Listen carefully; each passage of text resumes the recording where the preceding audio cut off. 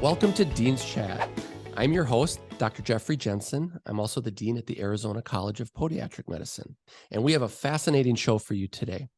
As promoted, we will be discussing all things podiatric medicine, and today we will be discussing the Dr. William M. Scholl College of Podiatric Medicine with their very accomplished dean, Dr. Stephanie Wu.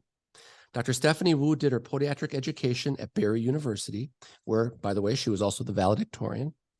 She did her surgical training at Inova in the Washington, D.C. area. She followed all of this up with a fellowship at CLEAR, which is an acronym for Center of Lower Extremity Ambulatory Research, under the guidance of Dr. David Armstrong, who's probably the most prolific diabetic foot researcher in the world. Dr. Wu was also elected to the Podiatric Hall of Fame in 2020, and due to COVID restrictions, she didn't get inducted until 2022. So we'll talk about that a little bit also. In Dr. Wu's spare time, she is the editor of Foot and Ankle Quarterly. Welcome to the show, Dr. Wu. Thank you, Jeff. Happy to be here. Well, thank you. Dr. Wu, in keeping with the Dean Chat, fireside chat kind of theme, I was hoping we could make it a little more informal, and during the rest of the discussion, you'll be Steph and I'll be Jeff. How's that sound? Absolutely. Okay, thank you. So Steph, as an introduction, would you be willing to share with the audience a little bit more about yourself professionally and personally? Sure. So, I'm one of these non-traditional students, and podiatry was something that I had no clue. And it was purely coincidental how I kind of stumbled on this profession. But this is a profession that has given so much to me.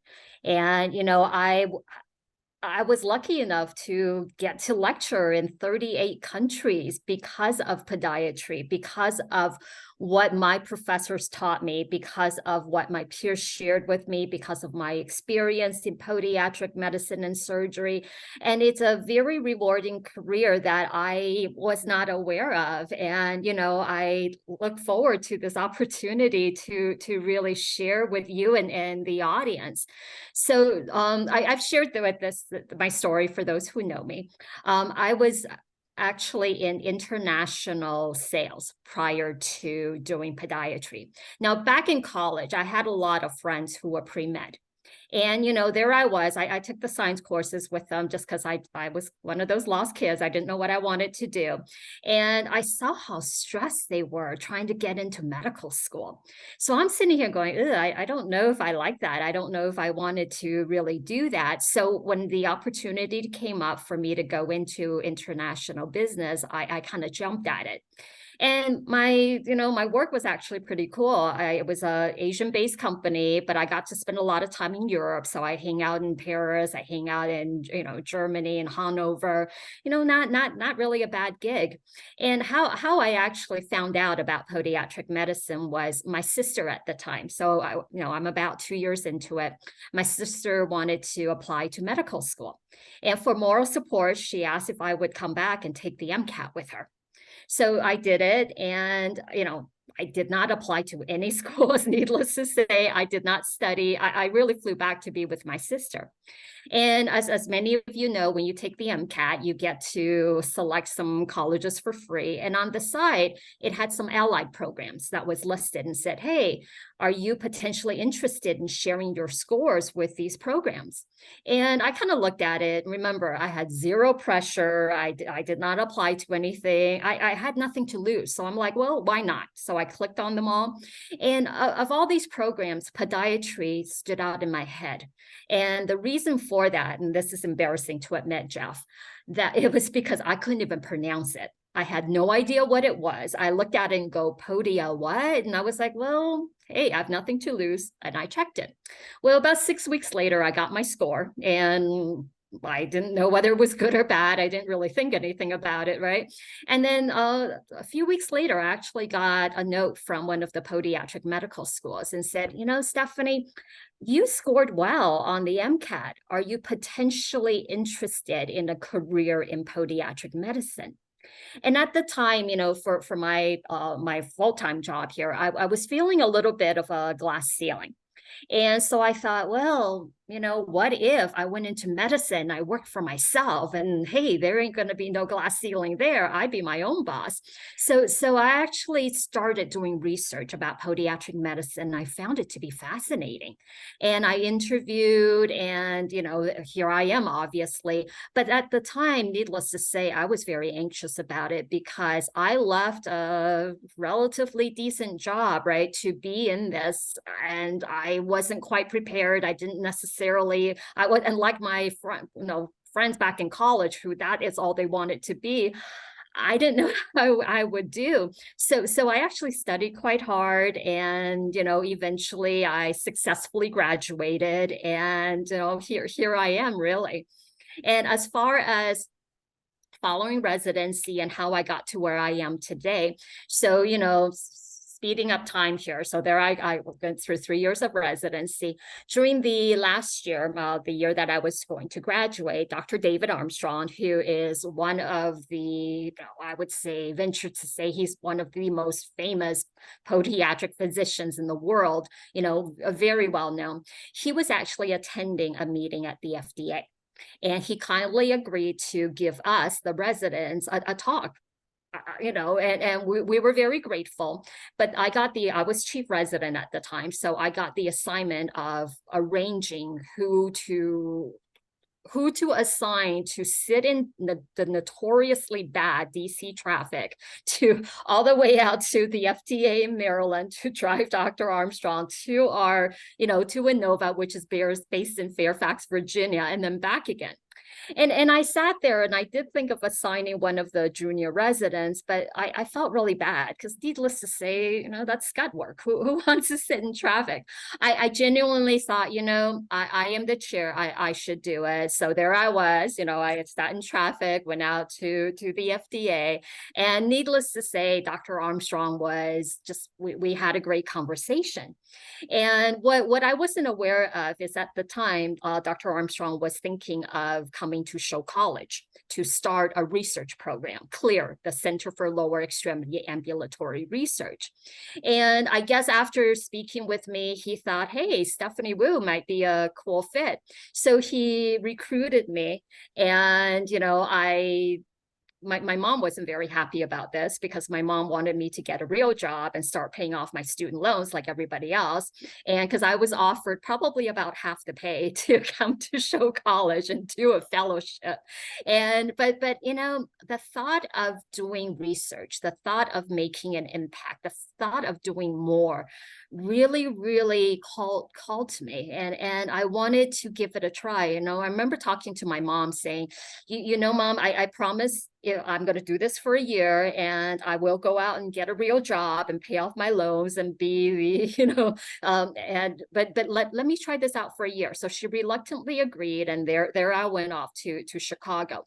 Now, when I was looking for jobs, Chicago was not the place I wanted to be at. It's known as a windy city. It's chilly, right? I was hoping for maybe California or somewhere warmer.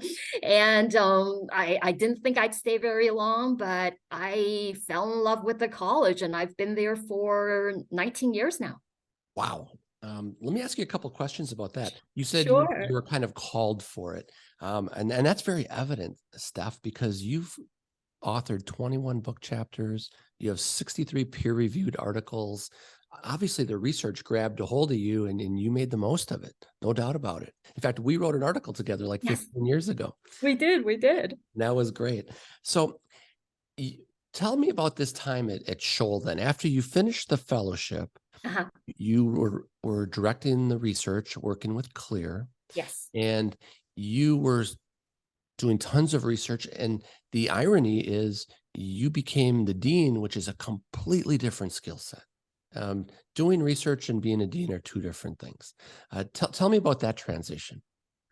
So I was with CLEAR. I'm still a part of CLEAR. So I essentially led CLEAR, I think in 2011. That was when I assumed the role of the director of CLEAR, the associate dean of research. And needless to say, as you mentioned, Jeff, it's something that I'm very passionate about. right? When we think about the profession and getting the word out, there's many different ways. But one of the ways to do it is through research, evidence-based medicine. The more research there is, the more literature there is about podiatric medicine and surgery, the more it helps really just solidify what it is that we do. So it's something that I was passionate about, and it was something that we wanted to inspire students to do. Even give them a taste of it. I get it. Not everyone is going to love research, and that is absolutely fine. However, I wanted to make sure that those who may even be potentially interested get a taste of it. If you like it, we'll teach you how to go from the beginning to the end. If you love it, you fall in love with it, that's great. And if you don't like it, at least you can say, look, I gave it a try, it just isn't my thing. And so being part of that program to inspire students, and we have several programs with respect to research, it was something that was very fulfilling for me, and I truly enjoyed it. So when 2019 came, I got a call from my the provost of the university and the president saying, hey, Stephanie, we think you may be a good dean. And needless to say, I was shocked. And I asked for a week's time to consider the pros and cons, because as you mentioned, Jeff, being dean is very, very different than doing research. And it was something that, I seriously considered whether I should even take it on, because I was very comfortable doing what I was doing. But then I thought more about just a calling, the challenges. And I also knew that, as podiatric medicine, maybe the next step for me, now that we have very good programs, very strong programs in research at Scholl College, maybe the next step for me to give back, to do more for the profession, is to serve in the dean role and see what we can do to, help the different schools, help with the education, look at our curriculum, and see what we can do to make what we're currently doing even better, just like what we did with research. And therefore, I ended up taking it on, and it's been quite challenging because a few months into my taking on dean, COVID happened. And it was something where it's unprecedented. Nobody kind of knew what to do. And in essence, Jeff, it was something that I personally think helped me out, because initially when we took it on, I was anxious. I was nervous. I wanted to do a good job, but I wasn't sure whether I could. So everything I did, I'd be asking people, am I doing the right thing? What do you think? And, when it came to COVID, though, there I was. I remember this very vividly. Our students were getting anxious. They were not sleeping at night. They were hearing about this horrible, horrible disease that's spreading, and they weren't studying. And needless to say, prior to that, we heard about it. So we started thinking about contingency plans, right? What happens if this? What happens is that? So we did some preparation, but when I was noticing, because the initial thought was to maybe go online a month later.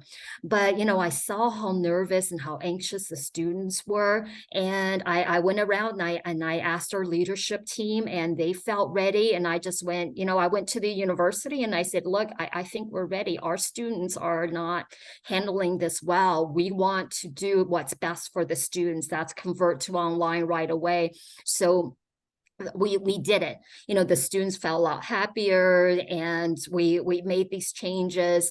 And I really, really, I wanted to thank the faculty and staff, and also many of the podiatric colleagues I present who helped us, because you can relate to this, Jeff. At the time, we had third and fourth year students who normally would be out doing rotations. All of a sudden, we have about 180 students who had nowhere to go, right?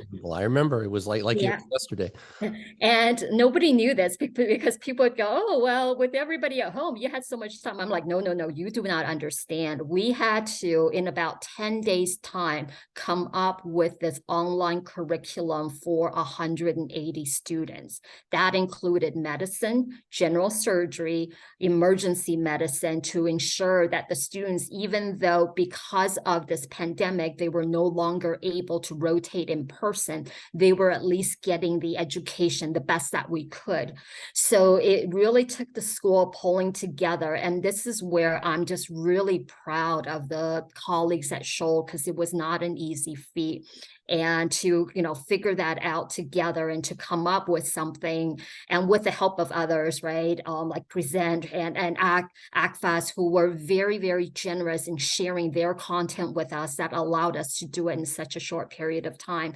And in doing that, and in a successful transition because of this unprecedented pandemic, it in essence kind of gave me the confidence, because it showed that, hey, if I went with my gut, if I know to always place the students first, everybody's going to join in, because that is why we're all here. And to be able to come up with what we did, pivoted as soon as we did, it's something that we're very proud of. And in essence, kind of made me feel like, hey, I can maybe make a half decent team if I kind of put my mind to it. It really gave me the confidence that I needed.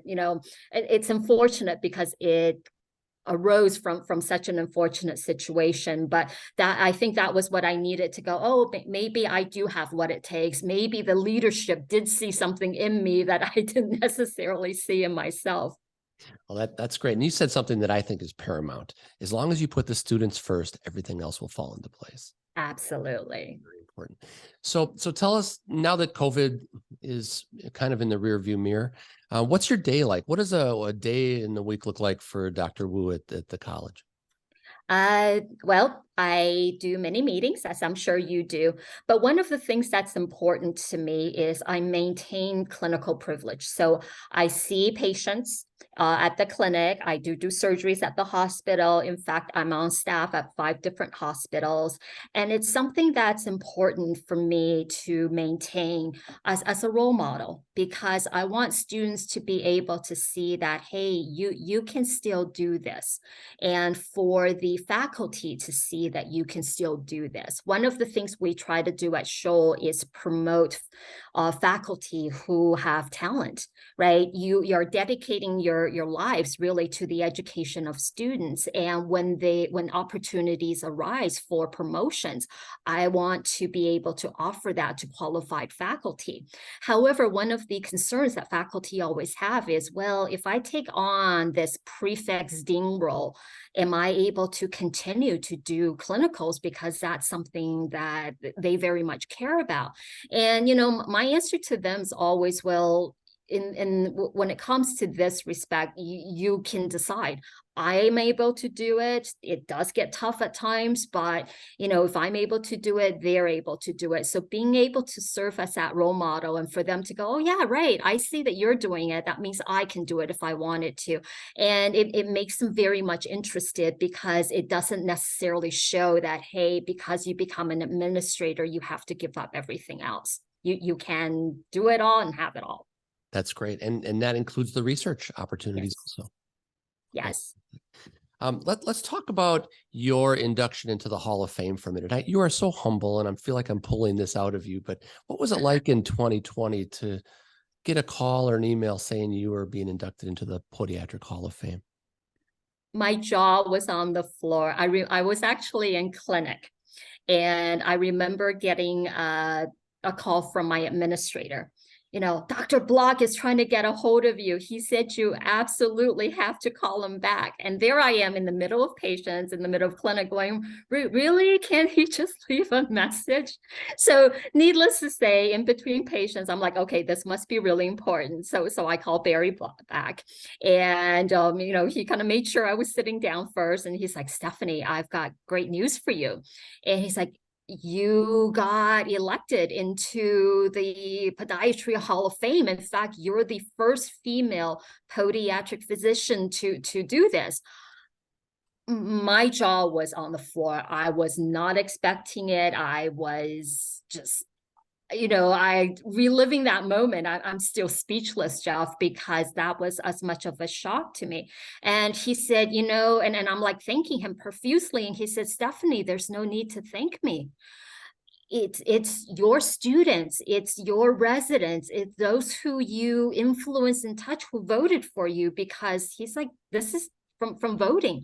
And needless to say, right, again, going back to your point about putting students first, it's something that I've always lived by. It's we're here to help the students. We're here to mentor them and inspire them in some way, and knowing that, hey, we had maybe just a little bit to do with them being as successful as they are, and kind of thinking that maybe they remember that, and when they voted, it's so it's so rewarding in a way that I can't quite describe, because, I think that's why, thinking back all these years ago when my mom was hesitant about me going to the college and all that, it really makes me think, oh gosh, I made the right decision. And kind of knowing that my students remembered me in some way and decided to vote for me, that is just heartwarming beyond the description of words. Wow.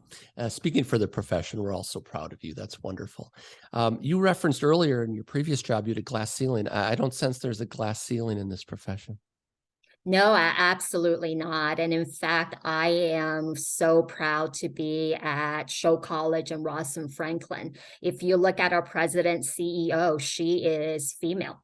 If you look at our provost, she's female. In fact, she's the first provost to be the first podiatric physician to serve in the provost role. And that is just an amazing feat. So, in that, I am the second female dean at Scholl College. And it's very heartwarming, because oftentimes I'll receive emails from interested students, and they say, hey, Dr. Wu, I'm interested in podiatric medicine, and I'm doing my research in all the schools, and that I see you as dean, and for them to mention, as an Asian female, I am just so proud that you're in that role. And knowing that I inspire these future students in podiatric medicine with what I'm doing, that is just, I'm ecstatic knowing the impact that I'm making. Oh, that's fantastic. And so many great stories, but no profession is without its challenges, right? Yes. So podiatric medicine today, there's a little bit of a conundrum. If you ask a student who shadowed a podiatric surgeon, they think it's the greatest thing in the world, and they apply to podiatric medical school. But on the flip side of the coin, we're looking at a tick down in applications through student recruitment over the last few years. And I was interested in your comments about that. What do you think? Potentially COVID could be some of the origin, but what do you think is the origin and potentially some solutions? Yeah. So, as you mentioned, Jeff, the national applicant pool is down.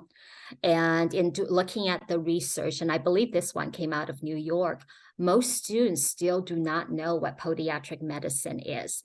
And that rings very true with me, because I was one of them. I didn't know what it was. So one of the things that we're doing is to really spread the word, to let undergraduate students know that about podiatric medicine, about how wonderful it is, participating in these podcasts with you to help get the word out, because I would not be where I am today without podiatric medicine. I would not have traveled to 38 countries without podiatric medicine. And it's one of these where so many people don't necessarily know about it, and to really help get that word out so that students can make an informed choice, right? If you truly don't like podiatric medicine is not for you. But if it's where you're open to it, all these, systemic manifestations of these diseases, they occur in the foot. Foot health is really important. It's one of these body parts that we all take for granted. I mean, who looks at their feet, right? It's not until, say, you get plantar fasciitis or you injured your foot or ankle for whatever reason, and we're limping everywhere, kind of realizing, oh gosh, our feet are truly important. So it's something that I think it's really important. That's something we at the college put a lot of focus on.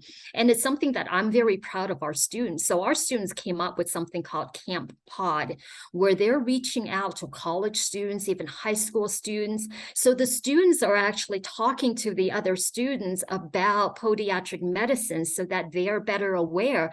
And it's something that our students initiated, right? Talk about students first.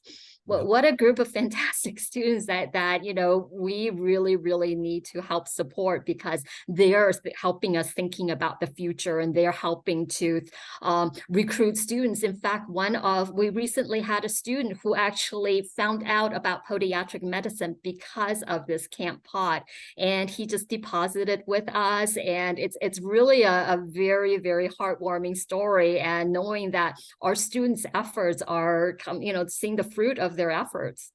Oh, that's fabulous. And we're doing the same thing at our college staff.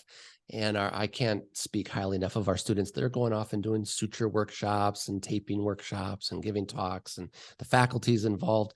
I keep thinking that the more we can get students in the offices of practicing podiatrists and see what they do on a day-to-day basis, I think it'll make a big difference going forward.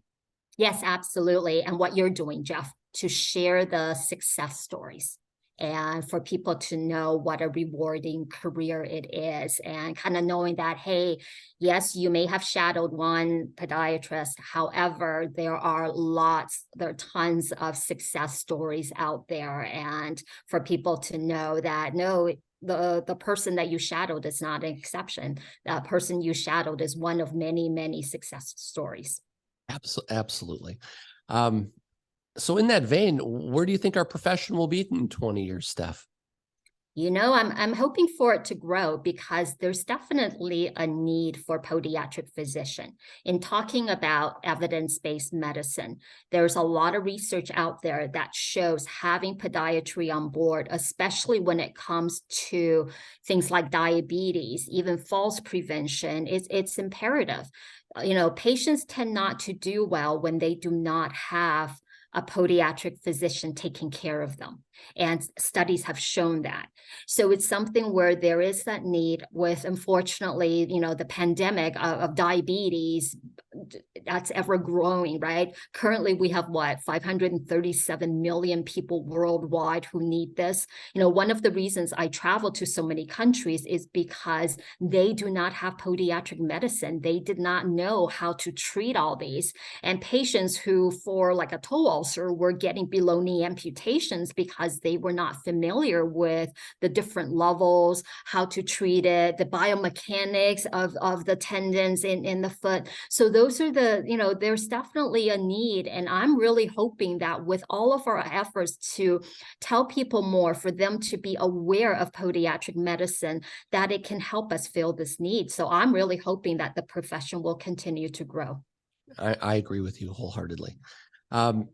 Let's shift gears a little bit. On the lighter side, can you tell our audience something about you that they might not have ever known? Gosh, that I'm a grandma.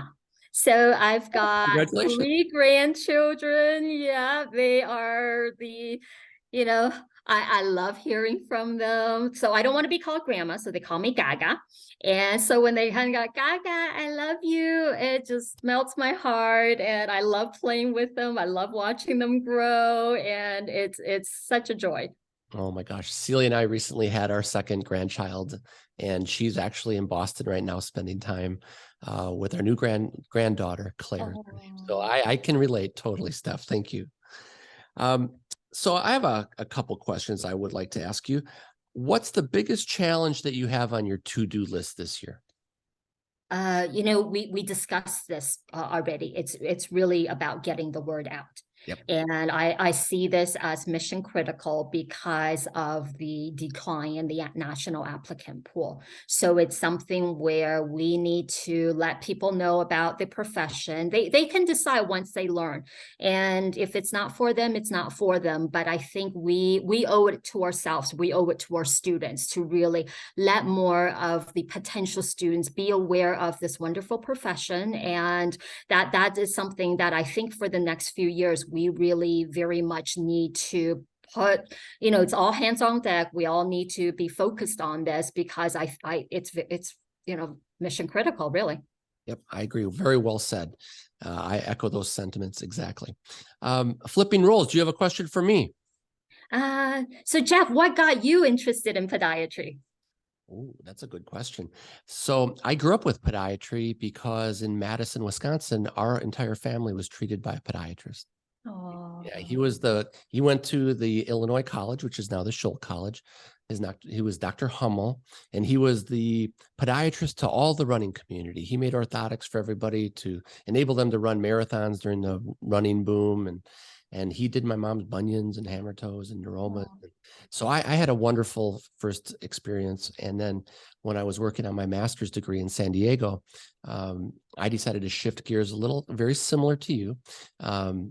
I never really considered being a podiatrist, but I made a visit to some doctors locally. I shadowed, and then I went up to the California College of Podiatric Medicine, and it was a done deal. So I finished my oh. chemistry, organic chemistry, physics, and then took the MCAT, and then the rest is history.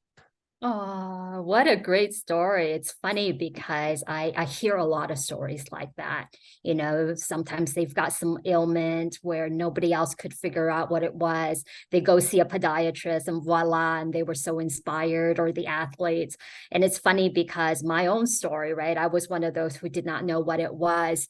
But in thinking more about it, I think it's important to get that story out because there are many others who are like me. And it really just emphasizes the importance of needing to get the word out. Absolutely. I agree with you. So besides Dr. Armstrong, other mentors you've had in the profession? Nancy Parsley, needless to say, she was the dean of Scholl College prior, and she's now the provost. And you know, working with her, being mentored by her is fantastic. And you know, when I have a question for her, she never just kind of gives me answers. She talks it through with me, and it allows me to learn. It allows me to think from a different perspective. You know, as a faculty member, when you're teaching students, you think from a certain perspective, but when you're in that administrator role, you need to think the bigger picture. And, you know, having a mentor who helps you with that is, I think, imperative.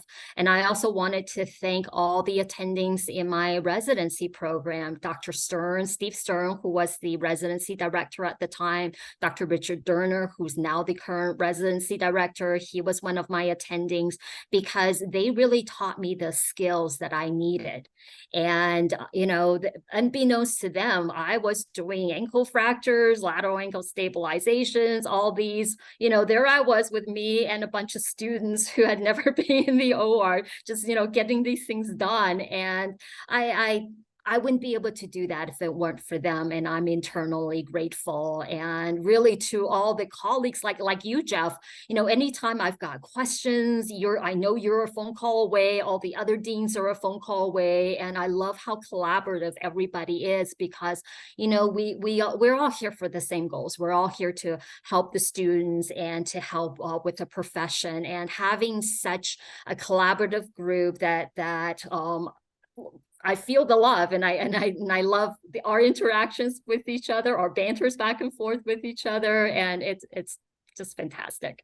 Yeah, I sense it's a community of leaders that want to pay it forward, and you Yes. certainly have exemplified that stuff. So we could chat for hours. Is there anything you'd like to share or leave with the students when a student comes into Scholl or is thinking about coming to Scholl? Anything you'd like to share with prospective students or current students even? You know, if I could share something, I would say podiatry is a wonderful profession. And if you have questions, always feel free to reach out, whether, you know, you're at Scholl, whether you're at another school. We now have 11 different schools for the students to choose from. And, you know, every student's going to people have different tastes, people have different likes. Know that at all the schools, you're going to get a wonderful education. And, you know, when the student decide for Scholl, for example, I like to boast about our networking. We are one of the oldest podiatric medical colleges. The network is just vast. If you look at the, you know, ACFAS president, the APMA president, they're all show grads, right? So it's something that we're very much proud of. And the other thing that I am personally very proud of is the research program at Scholl College. We have a number of different programs for students, and we do what we can. We're the only podiatric medical college to get a grant from NIH to help support our research. And for students, the international students who may not qualify, we have funding available because we truly believe that if a student may potentially be interested, we're going to meet them there. We're going to help them out, and they can decide whether it's something that they will pursue. And so a lot of our students, they've gone on to the PhD program. Some of our graduates now have NIH grants of their own. So it's something that I, very proud of. But needless to say, I am biased because that was a program that I helped started several years ago. Of course, and you should be biased. Well, Steph, thank you. And thank you for sharing your knowledge, your expertise, your experience. I congratulate you on a phenomenal career so far, and I know it's just beginning. Thank you so much, Jeff. It was great chatting with you. Likewise, Steph. So I want to thank all of you for joining us today on the Dean's Chat. This podcast will continue to highlight leaders and voices in this great profession. And I will see you next week. Don't forget to give us a 5-star rating, and cheers. See you next week.